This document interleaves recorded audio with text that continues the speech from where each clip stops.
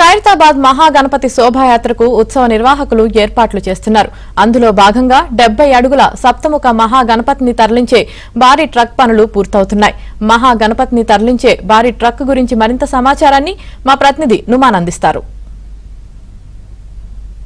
రేపు జరగబోయేటటువంటి ఖైరతాబాద్ మహా నిమజ్జనం కోసం పెద్ద ఎత్తున ఏర్పాట్లు చేస్తున్నారు. సో ఈ నిమజ్జనంలో శోభాయాత్ర ఎంతో ప్రత్యేకం అని చెప్పవచ్చు. సో ఈ శోభాయాత్ర నిర్వహించే టైంలో ఇటు ఎలాంటి ఏర్పాట్లు చేస్తున్నారు ఉత్సవ నిర్వాహకులు, ముఖ్యంగా ఇటు ఖైరతాబాద్ మహాగణపతిని తీసుకువెళ్లేటటువంటి టస్కర్ 26 చక్రాలు ఉన్నటువంటి వెహికల్స్ గలటువంటి ఏదైతే టస్కర్ ప్రత్యేకత ఎలా ఉంది ఏంటి అనేది మనం కూడా ఒకసారి చూసే ప్రయత్నం చేద్దాము. ప్రస్తుతం మనం ఖైరతాబాద్ మహాగణపతి మండపం దగ్గరే ఉన్నాము. సో మనం చూడొచ్చు ఇదే వెహికల్లో ఖైరతాబాద్ మహాగణపతిని శోభాయాత్రకు తీసుకువెళ్తారు. సో దాదాపు 100 టన్నుల సామర్థ్యాన్ని మోయగలిగేటటువంటి ఈ టస్కర్ మీద దాదాపు 75 టన్నుల బరువు గల ఖైరతాబాద్ మహాగణపతిని సో ఇక్కడే ఏదైతే ఖైరతాబాద్ మహాగణపతిని పెడతారు. సో మనం చూస్తున్నాం ఈ వెహికల్స్ లోనే. సో దీని మీద పూర్తిగా వెల్డింగ్ పనులు జరుగుతున్నాయి. సో ఈ వెల్డింగ్ చేయడానికి ప్రధాన కారణం ఏంటంటే పూర్తిగా ఎక్కడ కూడా మహాగణపతి విగ్రహం ఊగకుండా వెళ్ళే దారిలో ఎక్కడ కూడా ఇబ్బంది జరగకుండా పూర్తిగా ఎక్కడికక్కడ కూడా ఈ వెల్డింగ్ ప్రక్రియ జరుగుతుంది. కిందంతా కూడా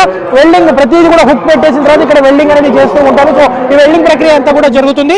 సో విజయవాడ నుంచి ప్రతి ఏడాది కూడా ఈ టస్కర్ ఏదైతే ఈ భారీ ట్రక్ వస్తూ ఉంటుంది. సో ఇందుకోసం ప్రత్యేకంగానే ఏర్పాట్లు చేస్తూ ఉంటారు ఉత్సవ నిర్వాహకులు. ఈ ముందు భాగం మనం చూస్తున్నాము, ఇక్కడ ఉన్నటువంటి ఈ షీట్ ఎక్కడి వరకు అయితే ఉందో సో ఇదంతా కూడా ఈ భాగంలోనే పూర్తిగా ఖైరతాబాద్ మహాగణపతి 70 అడుగుల మహారూపం అంతా కూడా దీని మీదే కొలువు తీరుతుంది. సో దీని తర్వాత ఈ ముందు భాగంలో అంతా కూడా డయాజ్ ఉంటుంది. సో ఇక్కడ ఏదైతే డయాజ్ ఉండే విధంగా కూడా ఏర్పాటు చేస్తున్నారు ఉత్సవ నిర్వాహకులు. దాంతోపాటు వచ్చేటటువంటి అతిథులు, దాంతోపాటు మంత్రులు, ప్రముఖులు అందరూ కూడా ఈ ముందు ఉన్నటువంటి ఈ భాగంలోనే ఇక్కడ ఏదైతే మనకు కనిపిస్తుందో సో ఇక్కడ అతిథులంతా కూర్చోడానికి ఇక్కడ వీలుగా ఏర్పాటు చేశారు. మరోవైపు ఏదైతే ఖైరతాబాద్ మహాగణపతి ఇటు కొలువు తీరడానికి ప్రత్యేకంగా టస్కర్ని ఏర్పాటు చేసినటువంటి పరిస్థితి.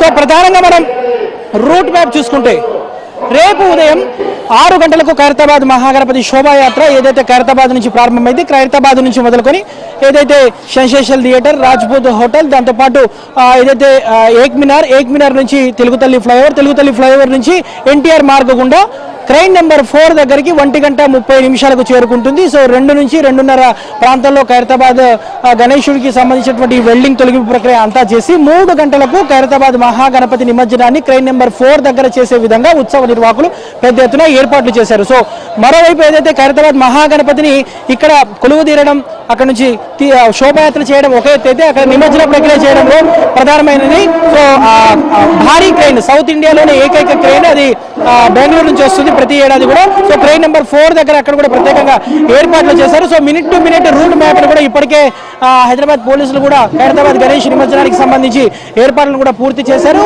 దాదాపు లక్షలాదిగా భక్తులు వచ్చేటటువంటి అవకాశం ఉన్నటువంటి నేపథ్యంలో వచ్చేటటువంటి భక్తులు కూడా ఎక్కడ ఇబ్బంది జరగకుండా అడుగడుగున కూడా బ్యారికేడ్లను ఏర్పాటు చేసినట్టు కూడా ఇప్పటికే ఇటు జిహెచ్ఎంసీ అధికారులు కూడా చెప్తున్నటువంటి పరిస్థితి ఉంది. మనము చూసాము ఖైరతాబాద్ మహాగణపతి శోభాయాత్ర రేపు ఉదయం 6 గంటలకు ప్రారంభం కానుంది. సో ఈరోజు అర్ధరాత్రి 11:35 కలశ పూజ చేస్తారు. కలశ పూజ చేసిన తర్వాత హారతి నిర్వహించి ఖైరతాబాద్ మహాగణపతిని భారీ క్రేన్ సహాయంతో తీసుకువచ్చి ఏదైతే 26 చక్రాలు గలటువంటి ఈ భారీ టస్కర్ మీద పెట్టిన తర్వాత వెల్డింగ్ ప్రక్రియ అంతా చేసేటటువంటి పరిస్థితి. సో మొత్తానికైతే రేపు జరగబోయేటటువంటి మహాఘట్టం సుందర రమణీయ కమనీయ దృశ్యమైనటువంటి ఖైరతాబాద్ మహాగణపతి నిమజ్జనానికి సంబంధించినటువంటి ఏర్పాట్లన్నీ పూర్తయ్యాయి.